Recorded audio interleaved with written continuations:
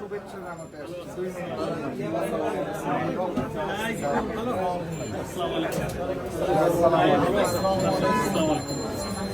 সবাই ভালো?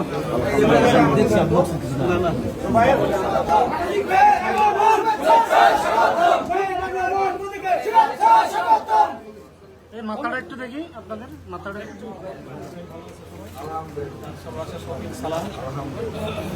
13 বছর পর অফিস খুললো, মজলুমের জয় হয়েছে, অভিনন্দন জানাই। আলহামদুলিল্লাহ স্মৃতিচারণ করছি এবং এই বছরে এই অফিসে আমরা 13-14 বছর পর আজকে তোমাকে নিয়ে যে আমরা দোয়ায় শরীক হলাম, শুভ লগ্ন, এই জন্য আমরা খুব কৃতজ্ঞ। আপনাদের বৈঠক আছে, আমি সময় নষ্ট করবো না।